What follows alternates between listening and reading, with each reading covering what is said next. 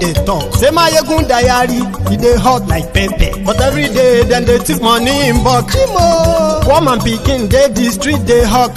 Still them talk, say, make we no talk. But thank God, say, my Yegun don't come. So my people make you laugh, oh, yo, yo. My Yegun don't come, oh, yo, yo. And people make you shout, oh, yo, yo. My Yegun don't come, oh, yo, yo. My Yegun don't come, man of the masses. Oh, yo, yo. My Yegun don't come, oh, yo, yo.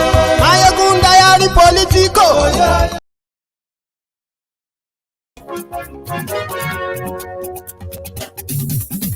Hello there.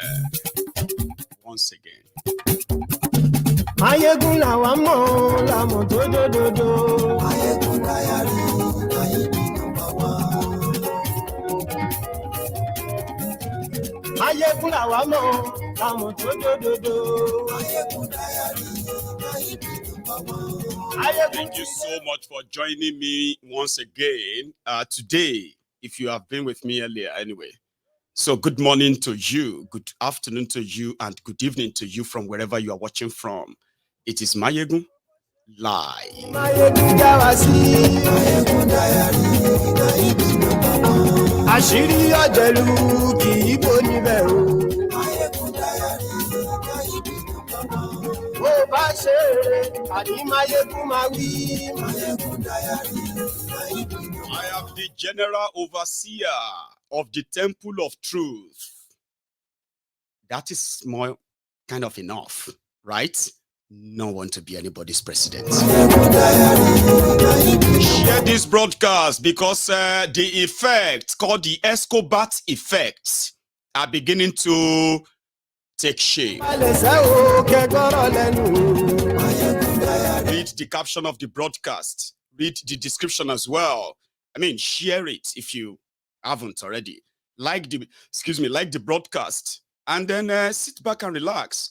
At some point, you'll be able to call in and share your views.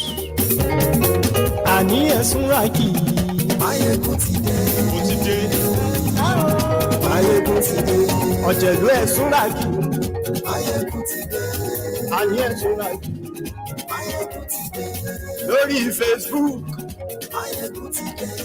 And yes, we like Lórí YouTube. And yes, we like Bàbá Gbéwúrẹ́. Over Ilorin is still very much raging. Níjó ìgbádìyẹ. And yes, we like Presido bá rúfin o. And yes, we like Gómìnà gbówó jẹ. Ayé ìṣúra. Ọlọ́pàá tí ń darí bá. Ayé ìṣúra. Aṣòfin tí ń rúfin òwò. Ayé ìṣúra. Òwúrọ̀ olóṣèlú. Ayé ìṣúra. Thank you, far too kind. Jẹ̀lú ẹ̀ṣúra kì í. Ayé ìṣúra kì í.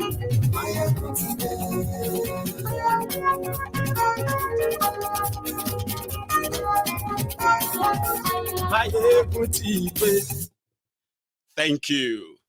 Once again, good morning to you, good afternoon to you, and good evening to you from wherever you are watching from. And you're welcome to the Temple of Truth. And this is Mayegun Live. If you have read the caption of the broadcasts, especially if you are watching it live, it's quite interesting to watch it live than to watch the replay. Either way, the conversation will start from the new announcement, which they have not been able to actually give reasons. Now, here is the backstory. In December 2022, Adisirika, the fraudulent aviation minister of Nigeria, the famous Kama of the now RIP Nigeria Air, Adisirika, signed a deal with one of these nice, beautiful African countries that is mostly a tourist destination in Africa, so to say, Seychelles Island. Now, Nigeria signed a deal with them, and that was to allow the airlines from Seychelles, right, to be able to, and other airlines too, to be able to fly directly to Seychelles. It was kind of, economic sort of a breakthrough for those who are plying their trades along that route, mostly Nigerians who want to go and spend money. Okay? But there are other backstories. Seychelles Island or Seychelles, right? They have been faced with the pandemic of drug dealers. I'm talking about intercontinental drug runners. So recently, sometimes in February or March 2023, there were some Nigerians arrested and caught with drugs. But that contract or should I say that agreement of December was still very much active until this month. And what happened? Seychelles Island or Seychelles happened to be a country that actually allows Nigerians with your green passports to travel to. Because when you get there, that is when they are going to give you your visa. It is visa on arrival. That kind of, they know you are just coming to spend money. Okay? So when you get to their country, you can buy tickets and say you are going to Seychelles with your green passport, Nigeria passport. As bad as the passport is kind of is among other passports, it is still one of the destinations. I mean, they say Nigerian passport can travel to 40 countries. 40 countries. Most of them, you will get your visa on arrival. Okay? As bad as they want to tag Nigeria, they are still allowed that. But that number is shrinking. The conditions are changing. And immediately after the last charade and swearing in of Kanu, people who have been kind of choosing destinations here and there can tell you, right, that most of these destinations, most of these countries are beginning to change what used to be their rules. Now they are like changing them to match what they consider the Nigeria of a drug dealer or drug lord. Remember when people said, or when we were saying then that it is not just about, choosing a leader for Nigeria. In fact, it is so crucial at this point in time to be very careful, because the effect of whoever become your president will not be limited to those who are living in Nigeria. It will be beyond, far, far beyond the shores of Nigeria. Consequences of, bad leadership, so to say. But no explanation. A young man who is a travel blogger, I believe, right, kind of got his visa rejected. Now, like I said, Seychelles is a place where you can just buy the ticket and travel to. So you don't really need to apply for visa. Okay? But now, somebody got a reply back and he said, the message was, we regret to inform you that your application has been declined as per immigration regulation. For now, we are not accepting any Nigerian passport holder for holiday purposes. Kindly contact blah, blah, blah, blah, Seychelles Immigration. Okay? And if you would like to speak to us about this decision, you can reply to this email or speak directly to an agent using live chat. And there is actually a live chat plugged under that. Okay? Now, this is strange for those who are like regular, frequent flyers, travel, vloggers and all of them, travel bloggers, you know what I mean? Who actually, in this day and time, you see all these content creators, right? all over Africa. And some of them are, they are currently campaigning for a sort of a borderless Africa. You know what I mean? Where young Africans can actually travel all over Africa without any immigration constraints, kind of. That's to tell you that a lot of them want to really explore Africa, okay? And a lot of them are actually exploring Africa. Now, if you are a travel blogger from Nigeria, like your contemporaries from other African countries, now you would have to be faced with the reality that having a drug lord as your president in that Nigeria, there are other places, other countries that believe that a lot of us are going to end up as either moles, drug smugglers, or we are running away from the consequences of the state capture. And that is about to happen in Nigeria. So to get ready, they will be preparing and changing their own immigration law, visit, and the rest of that. Some of you will be like, it is their loss. Of course, it will be their loss. And to them, it is a way of kind of, a caution of, we don't know how this is going to be. We want to be careful with these people, Nigerians. And they said it clearly. Okay, people contacted them. Like, what's going on? How could you say you ban Nigeria passport holder? They didn't say they ban Nigerians per se, or isn't that like banning Nigerians? Okay, they ban Nigerians from coming to their country. Okay, because the passports that actually will identify you for who you are or where you are from, in this instance, will be your passport, Abby. So if you go to Seychelles and you are like, you identify as African American with your American passport, you'll be able to go there. If you identify as any other person, from any other country, apart from Nigeria, even if you are a Nigerian, all they are saying is that if you flash that green passport, you are not welcome. And people contacted them. Is it true that you ban Nigerians from coming to your country? Could you give us the reasons? I said, yes, it is true. But we don't have any further information than that. That at the appropriate time, they will make a statement on it. And this is Nigeria. We are talking about Nigeria here. Some people will tell you, let me actually tell you this. In Africa, Nigerians are well known for a lot of good reasons. Okay, of course, there are other reasons that will make other African countries be skeptical of Nigerians. Of course, however, generally Nigerians are very, very popular in Africa.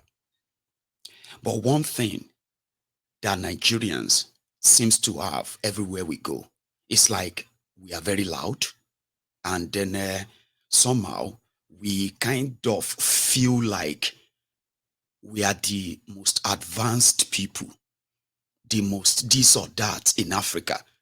And other African countries are like, you don't even portray that. You don't even portray anything that will make us jealous of number one, your size or your prosperity. This is the Achilles heel for most Nigerians. And generally, when other African countries come for Nigeria, you will see Nigerians kind of united to ward them off, to fight them off and all of that, right? But when it comes to Nigerians themselves on this same global square, that the whole world is so connected. Everybody sees what is going on everywhere, including the type of conversation we are having. So when it comes to Nigerians among themselves, other African countries, they know about the division, they know about the hatred, they know about the corruption, they know about almost everything about Nigeria. And in most cases, they actually feel sorry for Nigeria and Nigerians. Why did I say that? It's not because they are far better or anything, no. They see proud people who believe that they have almost everything that should make them kind of really, really, really powerful and superior. Okay? But when they meet these Nigerians and all of that, they see industrious people that got chased away from a country. And to some of them, they are like, you couldn't love Nigeria, and a lot of you are not in Nigeria, which is always kind of, like I said, Achilles heel of so many of us. You have the loud mouth, you think you are intelligent, but you are being rude by the by the old, haggard, corrupt criminals.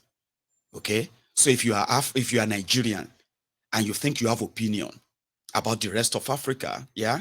So the moment they start telling you how much you don't have any, then you begin to feel like, So in what do you call it? In Africa, a lot of them see Nigeria far, far more than how many Nigerians would publicly agree or accept that the world actually knows everything about Nigeria.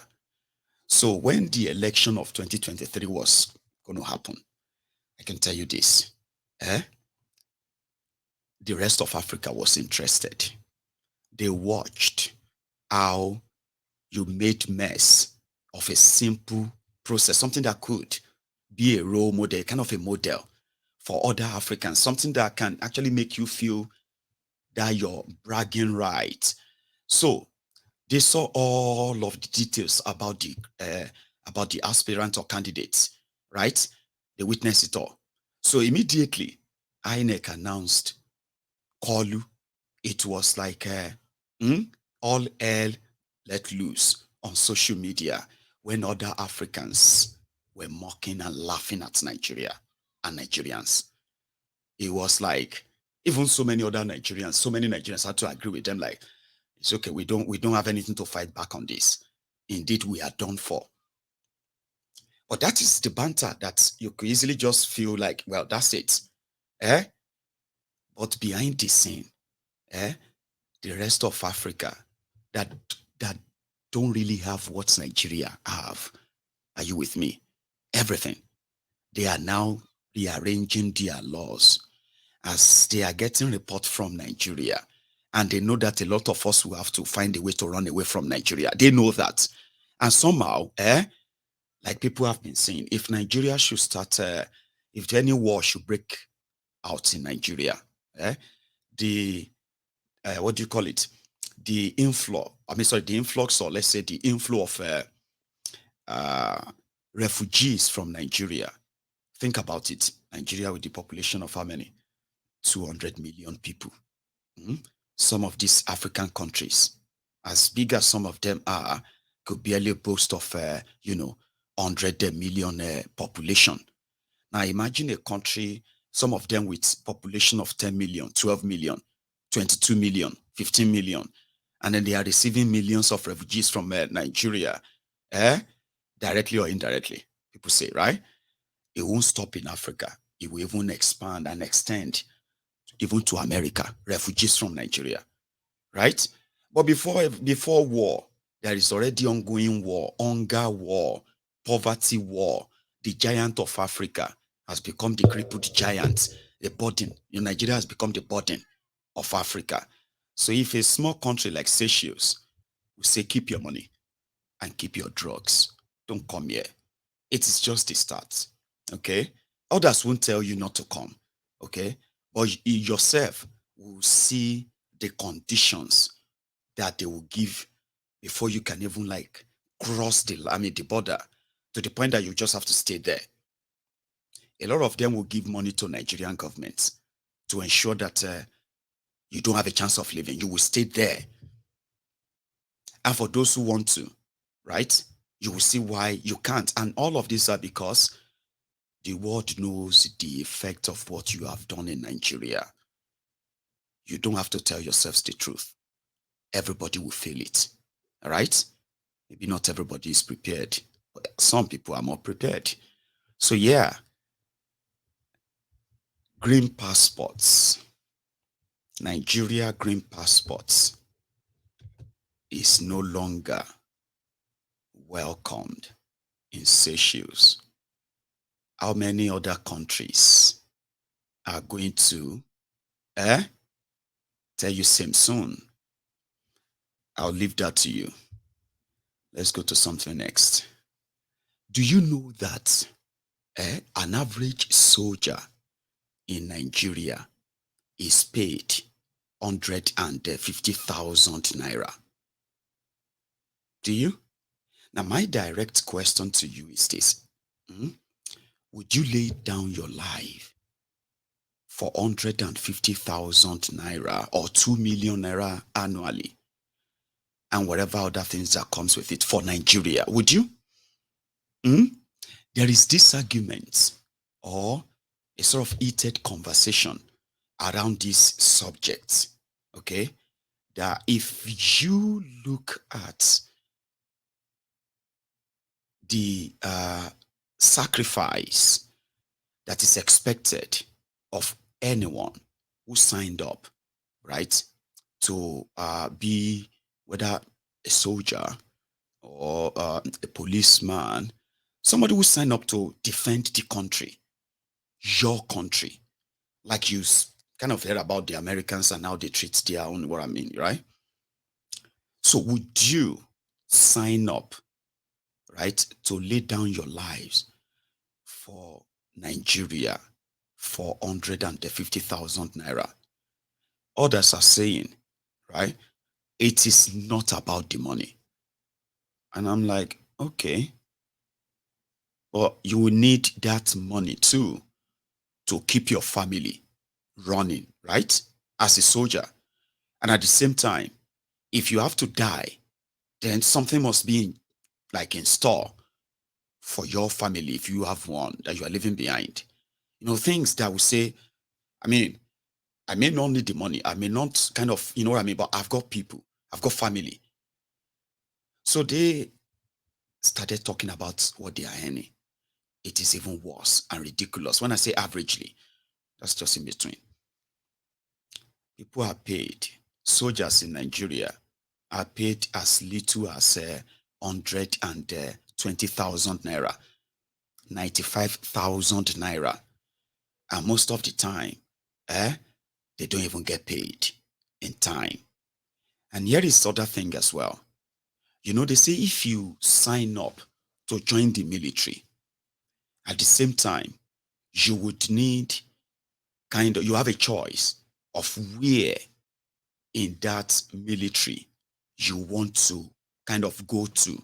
Medical, you know, a combat, or I don't know, all those kind of, you can choose. You can join the military, right? And never have to carry a gun, okay? But one thing about the military service is that during the time of war, okay, everybody will be drafted. Almost everybody will be drafted to the war front. Nigeria is not fighting war. But do you know, or officially declared that they are fighting? Nigeria is not officially fighting any war, right? But behind the scene, Nigeria is fighting the jihadists, the terrorists in Nigeria. We have read news, we have seen news of mutilated bodies of Nigerian soldiers. We have heard news and we have seen news with evidence of Nigerian soldiers killed by terrorists, being buried in shallow graves, mass grave, no real military honor or anything. We have seen all of this, okay? But they say in the last 7-8 years, the practice is you will join the military, Nigerian military. You get to join the training. Now, from your training of maybe after 3 weeks or a month, right? The next thing, they're going to draft you straight to the war front. And that war front is to go and fight either Fulani terrorist or you should go and fight Boko Haram terrorist. There was no chance of them having to choose since Nigeria is not at war. And if Nigeria is at war, okay, then that should be officially declared. So everyone who is going to be drafted, if you voluntarily join the military, you can be drafted with those conditions spelled out. You can get killed, and if that should happen to you, these are your insurance. They don't have that in Nigeria. A lot of them who join the military because of poverty, because of unemployment. Okay.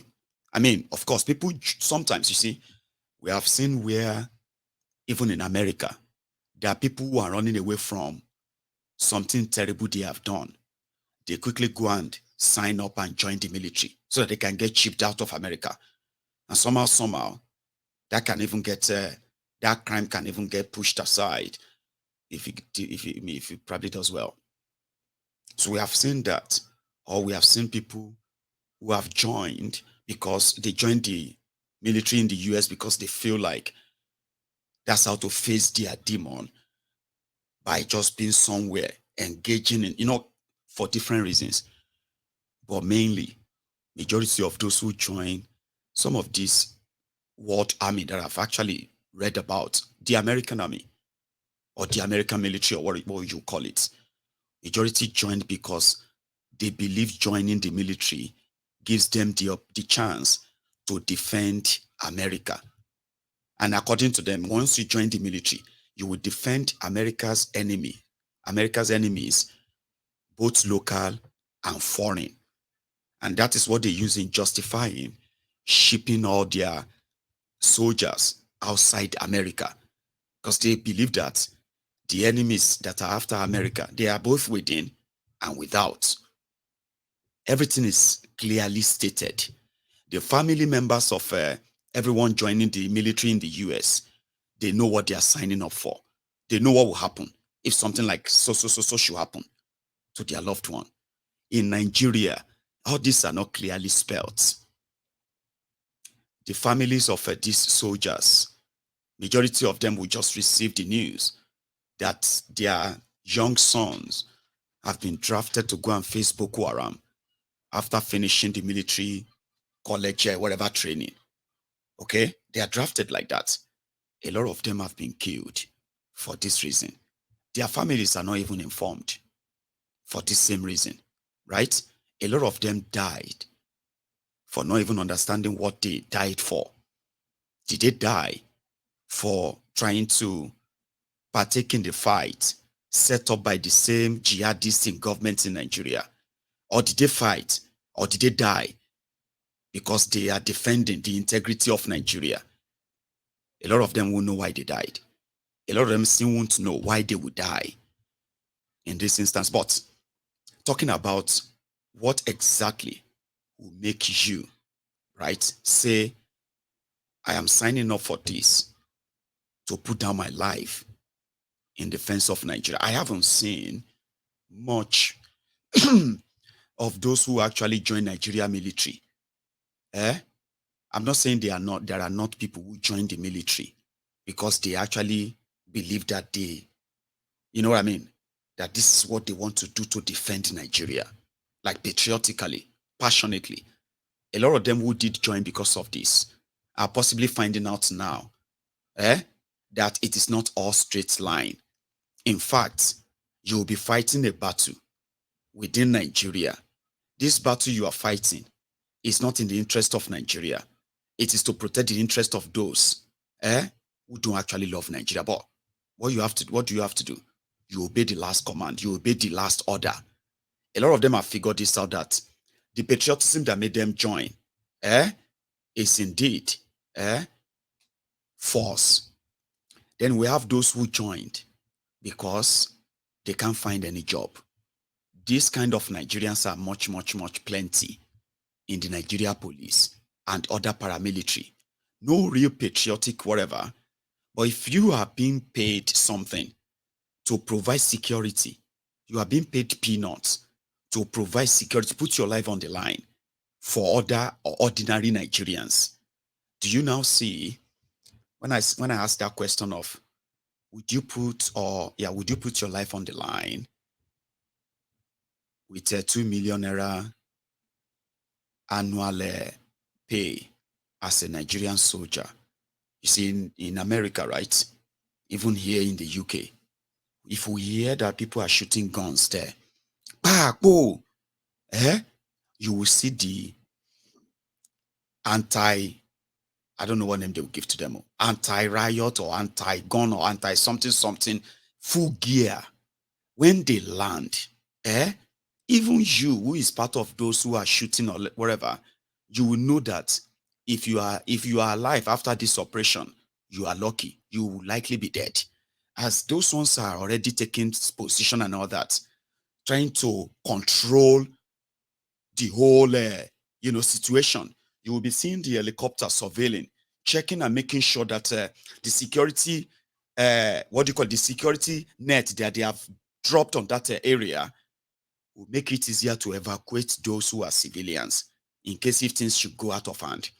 If they figure out that this group of people who are shooting these guns, they have more sophisticated weapons, that is more or less like war machines, they will bring another set of security men.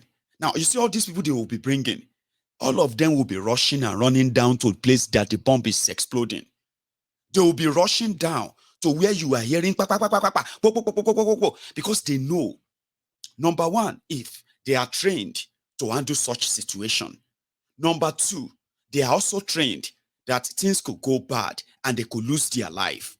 Were they ready to lose their life in curtailing and containing terrorists who have the capacity to wreak havoc? Of course, yes. What about their families? They also know the risk of the job they have taken, Abby. And they also know that for any reason, anything happened to their breadwinner or that member of their family, okay, the family of that person will be treated with honor, respect, and care for the rest of their lives. So, why won't you want to put your life on the line for such? But in Nigeria, where a military officer in Nigeria is earning 150 pounds in a month, and this person is earning 2,000 pounds, at least 2,000 pounds in a year, and he has to go and face deadly, dreaded terrorists that is making billions from kidnapping and killing the civilian, including the military themselves. So why am I saying all of this? I'm just trying to point something out to you. That when they said they were increasing the salaries of the public office officials in Nigeria, they increased the salaries, or should I say, the retirement emolument and package for service chiefs. They increased the salaries of the judges by 114%. They increased the salaries of your governors, president, and the rest of them by 114%.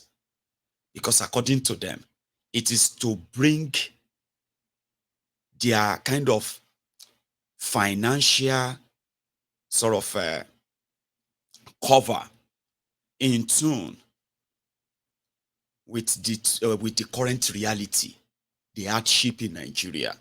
They need this too to be able to survive in Nigeria of today. But guess what? The people that are expected to keep you and I safe, the ones that are expected to keep Nigeria safe from terrorists, police, and the rest, those who are supposed to cover, or should I say, those who are supposed to prevent a crime before they happen, right? They are not part of their increment. So which means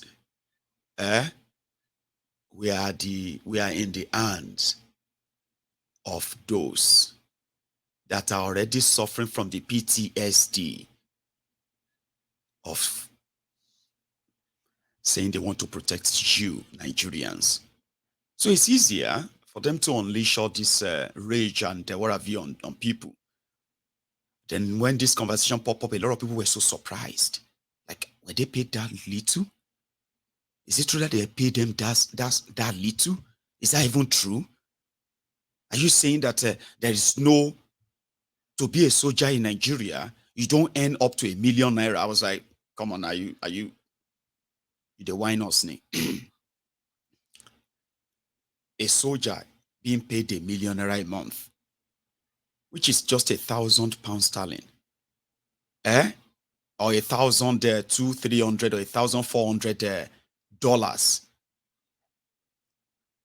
So if you pay them less, and then they give you back the security or the brutality instead of security, the same value of the shege in the hand of these rogues, right? You might as well kind of, I mean, this will kind of lead back to, is that not why they didn't SARS?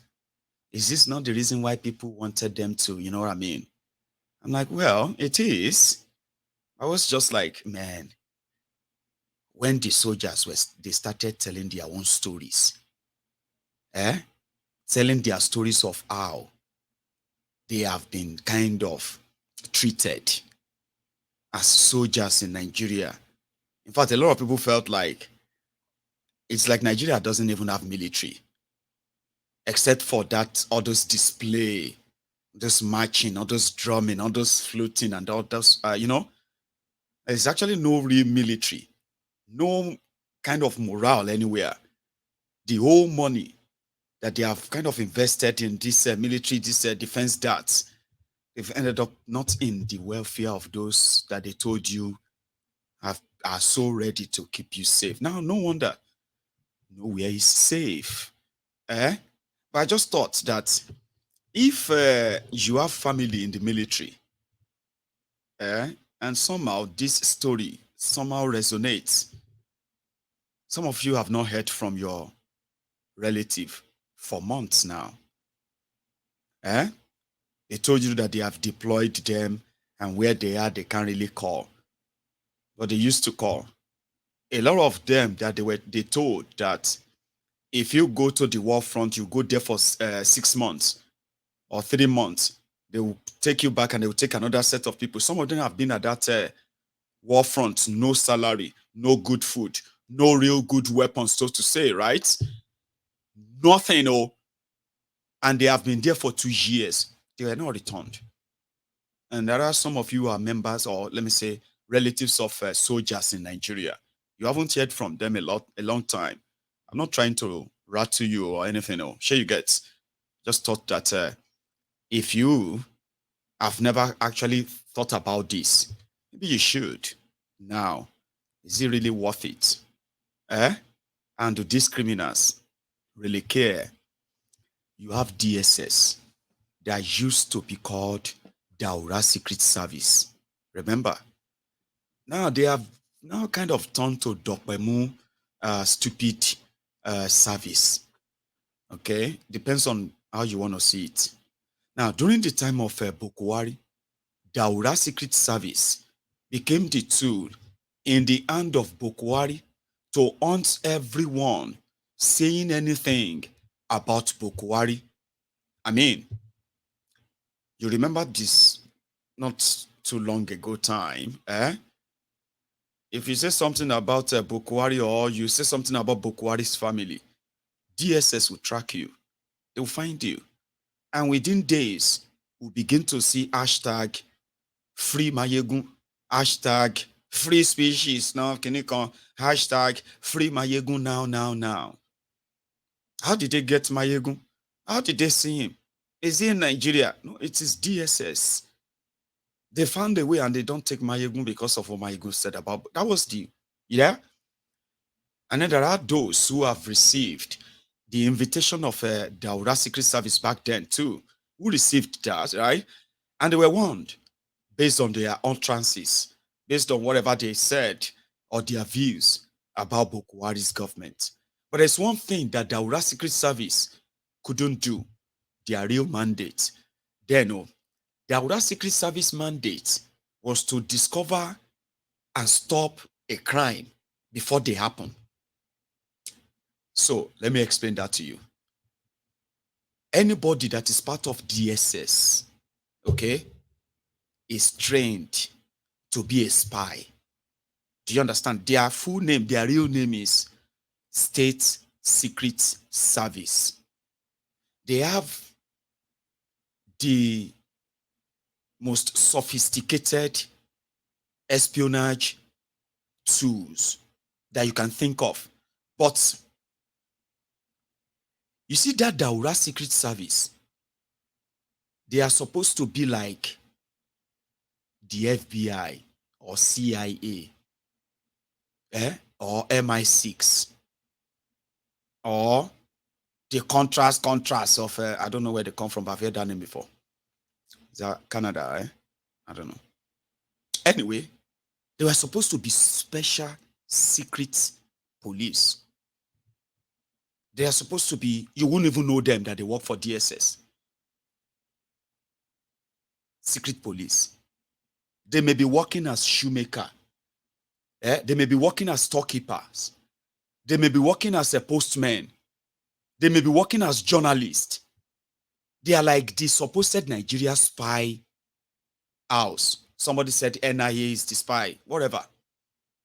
They have different, all these mushroom, shady, courts, rogue security agents. Their job on paper is to discover a crime before they happen.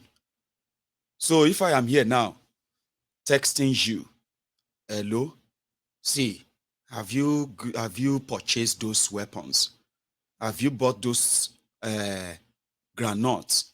The operation starts at 22:00 on the so and so. Their job is to decode, hack your phone, hack anything secretly. Sure you get? They will secretly go to court, and they will obtain search warrants. The warrant to do anything they want to do. They can obtain the warrant before or after. Like, they are so secret that if they don't tell you what they are doing, you will never know they exist. That's their mandate too. But that's not exactly what they are doing. In Nigeria, the secret agents, the security agents, and the rest of them, their loyalty is to the person and the group of people in power. Because those who are going to kind of lead those organizations, they are political appointees. Do you understand that? This was supposed to be like special secret police, Abi, and they should have the rank and file within them. No. Somebody to become the leader of, to become the director of DSS, his loyalty is to the man that is going to appoint him, the president.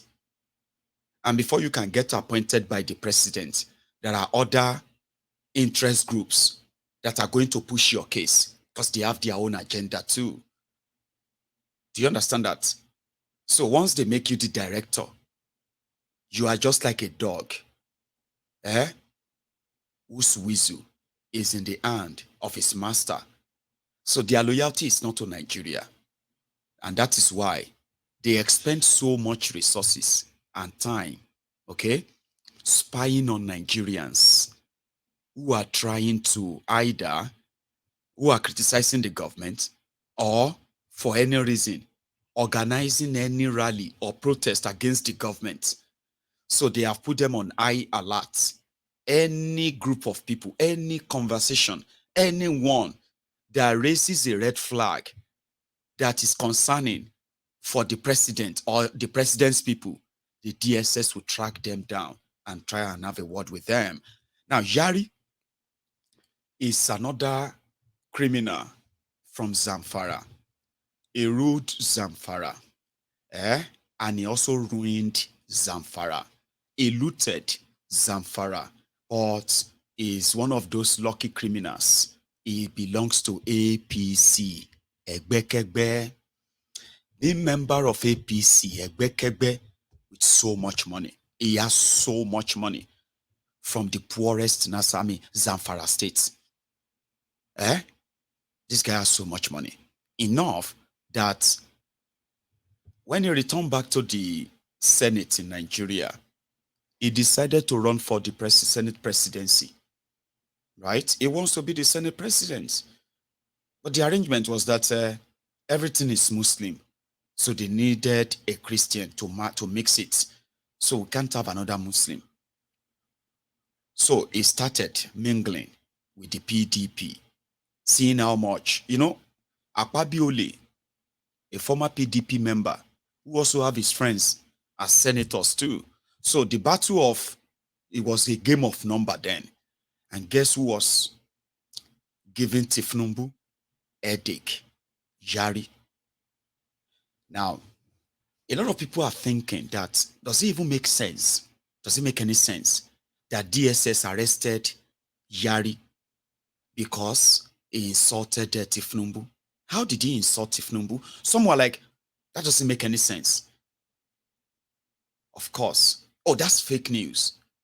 No, it's just this unfounded rumor.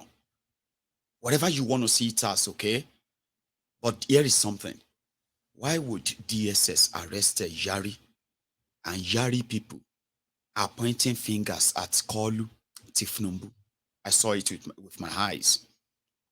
And if you're looking for that, yeah?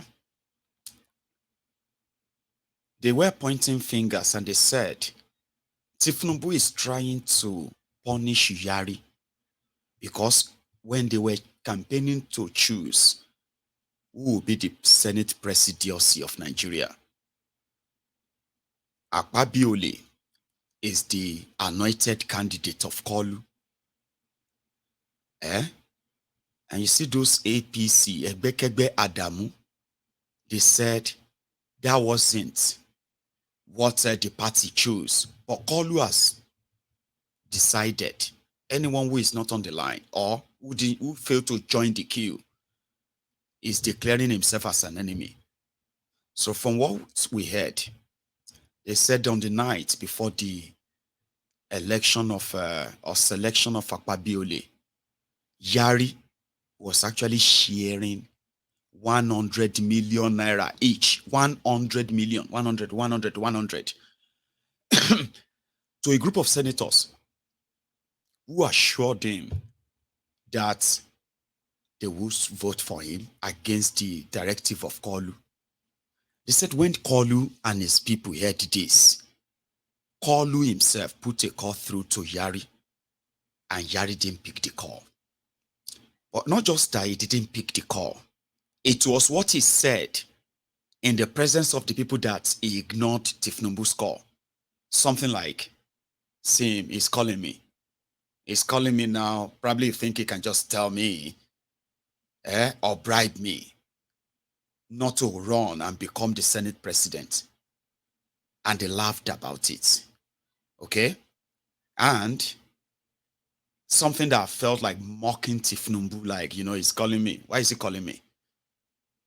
This one has called me. That one has called me. And I know why they are calling me. No, there's no going back.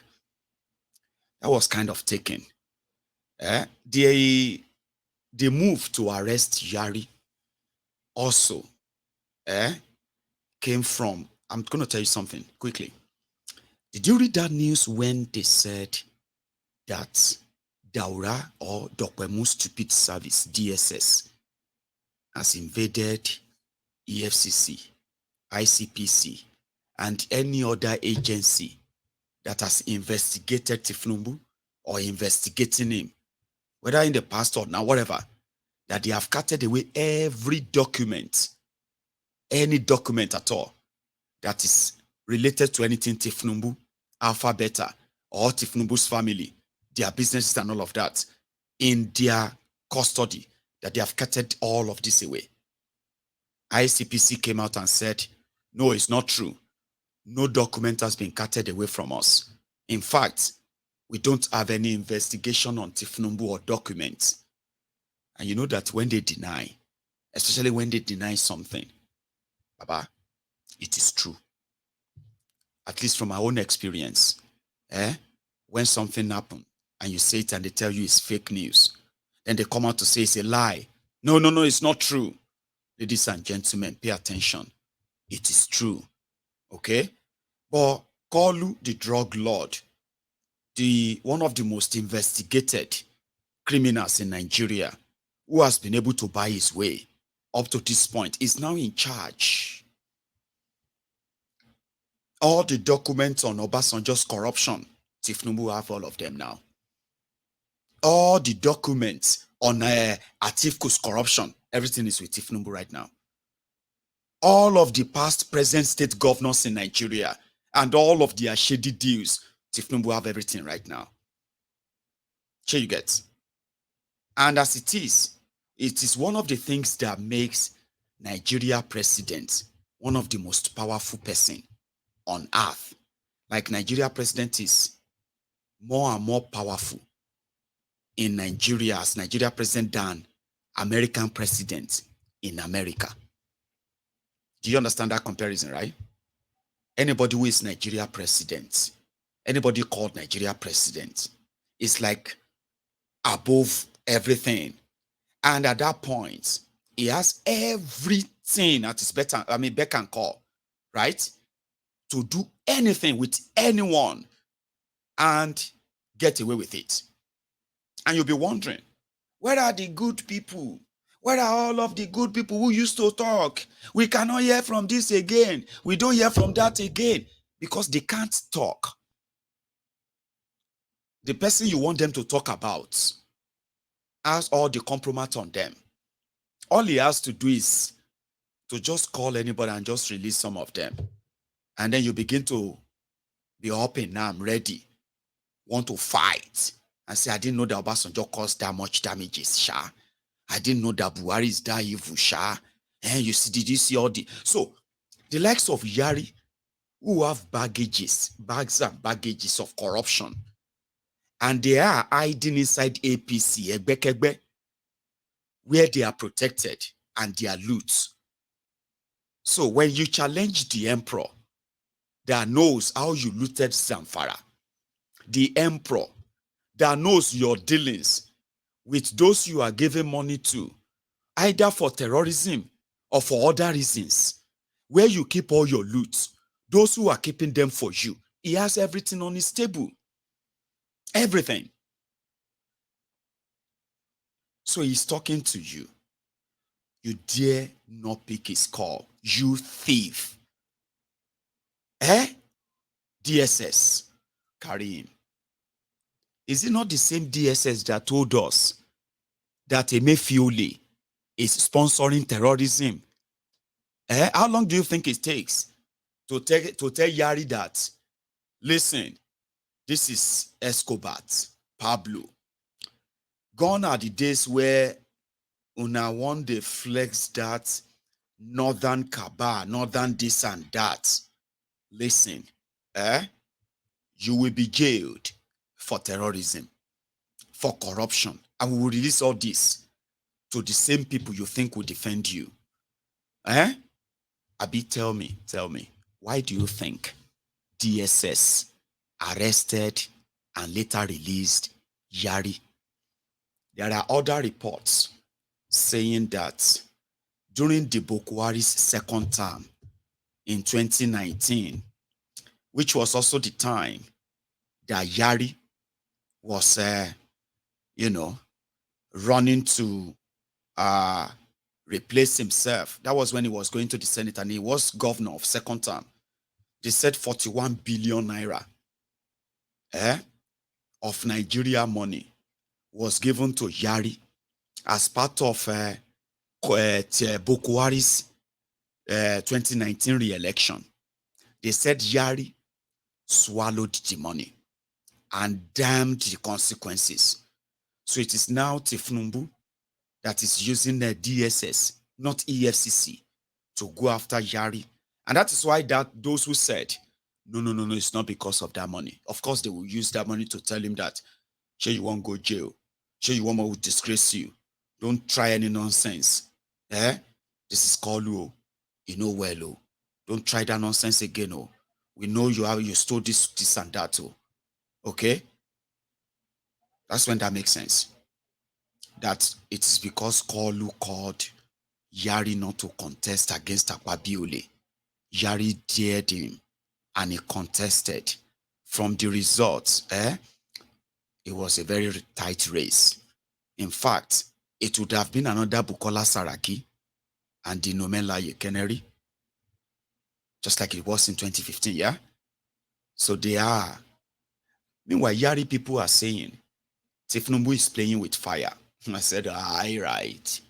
Playing with fire. I have told you, it won't cost these people. When they finally have something that is called legitimacy from the court, for example, if the court says Obi and Atifku cannot prove that Tifnumbu rigged, and they say Tifnumbu should continue, Baba, Shetima fit disappear. The last 8 years has made a lot of us believe that these jihadists, they are so, they are so corny, and they are so patient, and the way they are waiting for the day that they are going to overrun Yoruba land and all that kind of thing, right? That Tifnumbu, they may find Tifnumbu, and then it will be Shetima. And I said, go and read about Tifnumbu.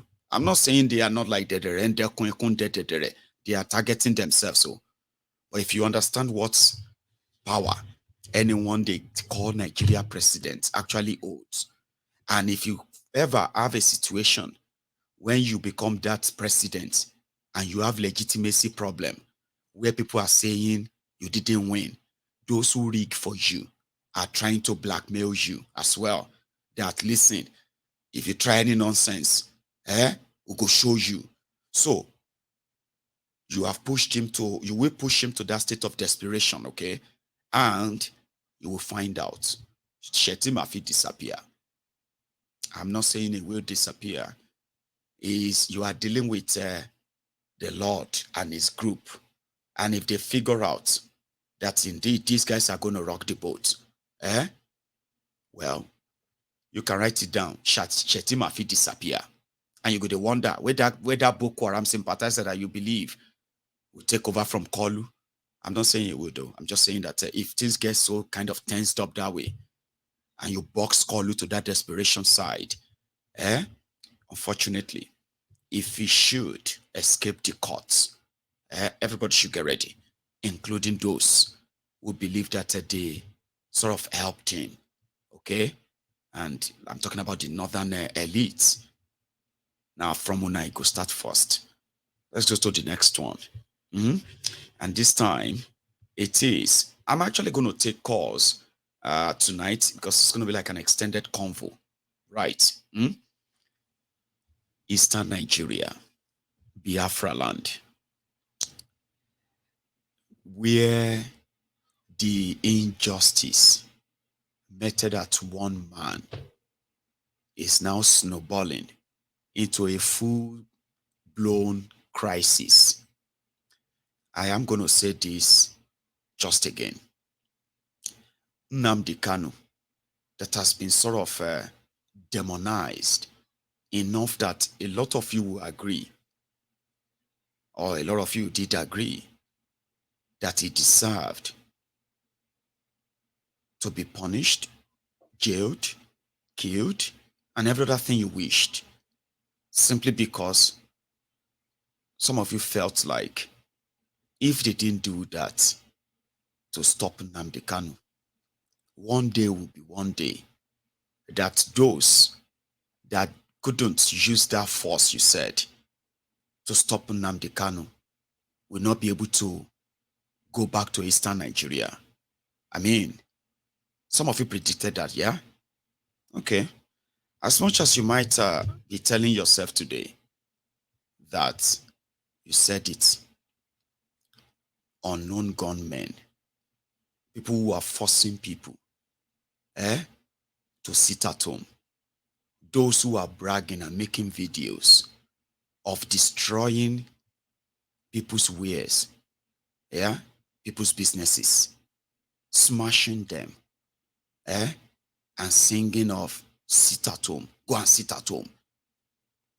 A lot of people on social media, most of them not victims per se, most of them reacting, their own way of showing that reacting to the injustice meted at one man. But let me just remind you something. One of the things that actually goes wrong or went wrong from the start is that a lot of time, in fact, a lot of time was expended and allowed for falsehood, misrepresentation to actually spread. And this falsehood and misrepresentation, they were coming from the government. They were the source of this discontentment, all right? These divisive rhetorics that further make the conversation around why do they want Biafra? Why do you even have IPOB? You know, making the conversation around that very, very difficult to have, if not impossible.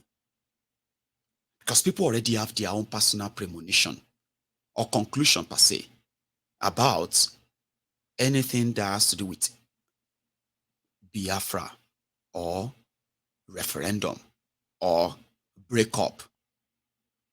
The politicians who were supposed to actually manage this from the start thought it would never, in a way, get out of hand if they, rather than manage it, if they milk it and make it deteriorate enough, right? But here we are today. Let me tell you that. The conversation around the Biafra, referendum, and Nnamdi Kanu, and whatever you have as your personal experience. For now, I'm not going to rule out people's experiences here, okay? Now, we all know it has become almost impossible to even have a clean, clear, understandable, sort of communicative conversation. Any clearer conversation, intelligent conversation. You know what I mean? Conversation around why Biafra, okay? And why now? And kind of like, you know what I mean? Conversation around that would have helped a lot of people who have sort of been sort of agitated based on what they are told. What this simply means is, if you hear Biafra, it is calling for war.